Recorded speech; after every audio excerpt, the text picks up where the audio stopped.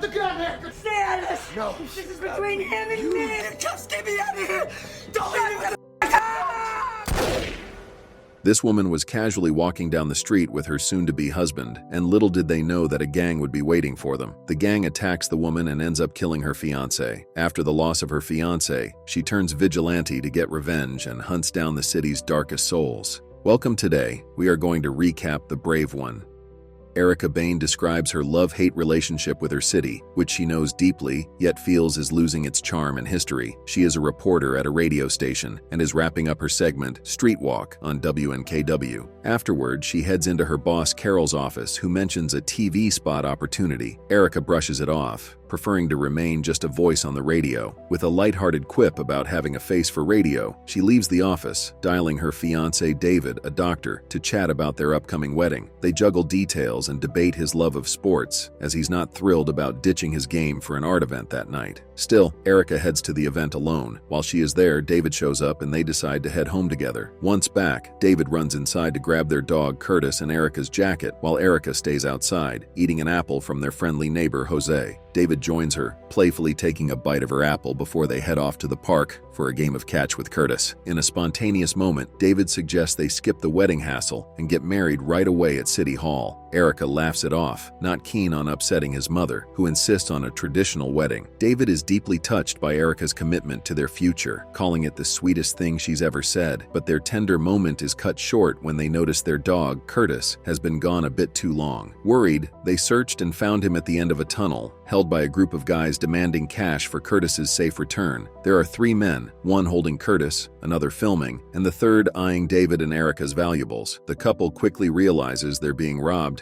as the men strip them of their money and jewelry. When one of the men aggressively grabs Erica, David steps in, sparking a fight. But it's less of a fight and more of an ambush. The attackers mercilessly beat David and Erica while the camera keeps rolling. Erica and David got taken to the hospital. The following day, detectives arrive at the hospital, initially checking in on a gunshot victim in another room before turning their attention to a little girl waiting outside. Detective Sean Mercer takes the girl aside to ask if her stepfather hurt her mother, only for the stepfather, Morel, to storm in, demanding to see her. Sean shuts him down and, needing to cool off, steps out to clear his mind. As he passed, he saw Erica in the hospital bed. Eventually, Erica regains consciousness. She's told she was in a coma for 3 weeks. David didn't survive, and his funeral has already taken place. The detectives went to Erica and started flipping through mugshots in an attempt to identify her attackers. Her memory of the night is blank. Erica finally returns home. Memories of David and that fateful night haunt her, and she finds herself lost in thoughts of him. To cope, she numbs herself with pills and sits at her table, smoking, ignoring a call from her friend Nicole, who tries to reach out. Deciding it's time to get out, she grabs her bag and heads outside. The lights, sounds, everything feels exaggerated, and she's so on edge she thinks someone's following her. When she reaches the police station, she asks for an update on David's case but is met with indifference and left waiting. Frustrated, she leaves. Determined, she heads to a gun shop, intending to arm herself, but learns she'd need a license and a 30-day wait. On her way out, a man from the shop offers her a quick deal for a hefty price. She accepts and soon has a gun in hand. Later, Erica's recording sounds of the city, the cars, people, and life she's observing from a distance. That evening, while she's outside her apartment, smoking and replaying those city sounds, her neighbor Jose joins her, warning her about the dangers of smoking. Erica shrugs it off, saying she doesn't care. Meanwhile, Detective Sean Mercer is at a bar with his ex-wife, a lawyer, to ask for help with a case involving Monroe, a man he believes killed his wife and covered it up. Sean explains that Monroe's wife was close to testifying against him before her sudden death. Sean's convinced that Monroe's stepdaughter holds vital information and wants to make sure Monroe doesn't get custody of her. His ex-wife declines, saying she no longer does pro bono work and, with a conflict of interest, can't take the case. Erica walks into a store only to witness a man murder his wife after a heated argument. Her phone rings, alerting the man to her presence. When he starts searching for the source of the sound, Erica shoots him. Before leaving, she grabs the security tape and ditches her jacket on the way home. She got home and immediately cleaned herself. Sean arrives at the crime scene, examining the bodies of the victims, Ida and Sandy Combs. Ida was shot 3 times, while Sandy was hit with a different caliber. Sean's partner thinks the shooter might have been unskilled, possibly farsighted, but Sean suspects it was someone inexperienced with firearms. They also question why, if this was a robbery, no valuables were taken. Something feels off. Erica is back home examining the gun and the tape, flashes of the incident haunting her mind. She tosses the tape away. Meanwhile, Sean is at home, burning an old picture of him and his ex-wife. Erica, meanwhile, reflects on the discovery of a restless stranger inside her. The next morning, she's recording herself, speaking into the mic about New York with a cigarette in hand. At the office, she pleads with Carol to let her back on her show, though Carol hesitates,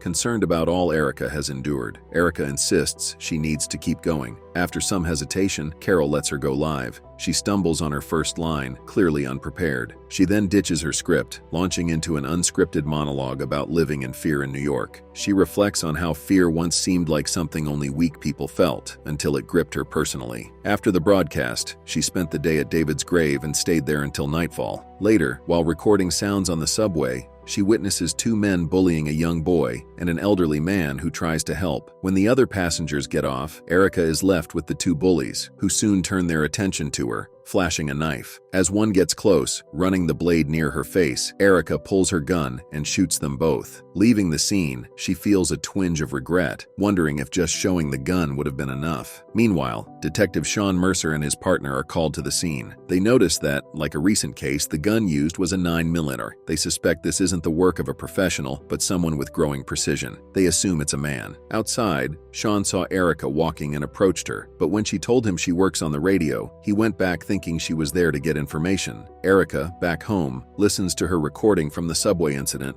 pondering the events. The next day, Sean mentions to his partner that Erica, the radio host, requested an interview, and he's intrigued by her interest. At the office, Carol encourages Erica to keep sharing her raw, real experiences on the show, noting the audience response. Later, outside a building, Erica spots Sean waiting. She assumes he's figured her out. She tries to avoid him, but Sean catches up and introduces himself. He reminds her of their encounter at the hospital and reassures her that they're working to bring justice for David's murderers. Surprisingly, he agrees to the interview, and they head to a coffee shop. In the interview, Erica's questions go beyond the professional, asking Sean what he looks for first at a crime scene and about the subway incident. He shifts to Moreau, a notorious criminal, and shares off-record details: Moreau's trafficking, brutal methods, and his wife's murder before she could testify. When Erica resumes recording and asks why Moreau hasn't been caught, Sean replies that he follows the law, a comment she respectfully deletes. She then asks about his experience shooting someone. Sean admits he has, attributing his steadiness to being on the right side of the law, unlike the subway shooter. Erica wonders if he sees any similarity between them, both having walked away from violence. Sean asks how she rebuilt after David's death, quickly apologizing for the question. Erica brushes it off, and Sean hands her his card, saying she can call if she wants to discuss her case. That night, Erica wanders through shadowy parts of the city, wondering if she's finding these places or if they're finding her. A pimp approaches, and she ends up in his car with a drugged woman, Chloe, in the back seat. Determined to help, Erica pulls her gun, demands payment for Chloe, and frees her. As they leave, the pimp tries to run them down, but Erica shoots, causing his car to swerve. Chloe's leg is injured in the chaos, and Erica disappears as medics arrive. At home, Jose notices her cold hands and smudged lipstick, addressing her by name for the first time. Surprised, Erica reflects on this small gesture. The next day, Sean connects recent shootings to the same gun used in other incidents at a press conference. Erica, in attendance, catches his eye, and they share a lighthearted moment afterward. She asks about Chloe and learns she's stable. Back at work, Erica hears people discussing the vigilante shootings. Carol suggests she take live calls on her show,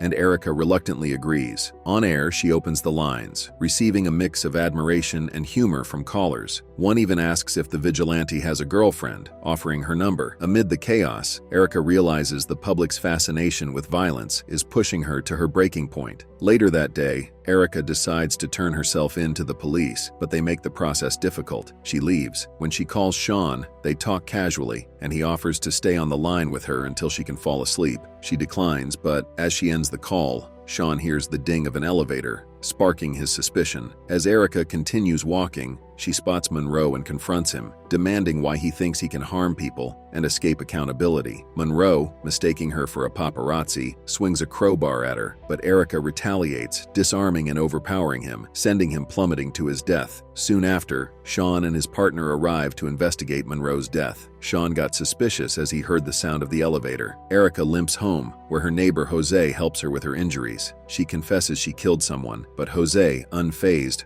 offers comfort, sharing stories of violence from her own past. The next day, Sean grows more convinced that Erica might be connected to recent shootings. He then called her and asked to meet. When they met, he asked her for help in talking to Chloe. When she and Sean visit Chloe as a witness, Chloe cryptically claims she saw nothing. After they leave, Sean presses Erica about her behavior the night before, but she brushes it off, revealing her insomnia. Sean later learns from a subway witness that there was a woman present during the incident. Intrigued, he orders a sketch. Sean went to visit Erica. He showed her an engagement ring, and she realized it was hers. He asked her to come to the station and ID the criminals. She told Sean that none of them were the people that attacked her and David and left. Erica then heads to pawn shops, tracking down a lead connected to her stolen engagement ring, eventually locating the woman who received it from her cheating boyfriend. The clues bring her closer to the criminals, and she finally gets her hands on the disturbing footage of her and David's attack, leaving her in tears. That night, Sean receives a goodbye text from Erica, along with the video of the brutal assault. He races to stop her, realizing she's gone to confront the killers. At their hideout, Erica finds her dog, Curtis, and exacts her revenge on one of the men before a final showdown with David's killer. Just as she's nearly overpowered, Sean arrives, diffusing the situation. He tells Erica she has no right to kill in cold blood, but then, astonishingly, he hands her his gun, offering her a choice. Erica takes the gun and shoots the guy. When Erica tries to turn herself in, Sean declines,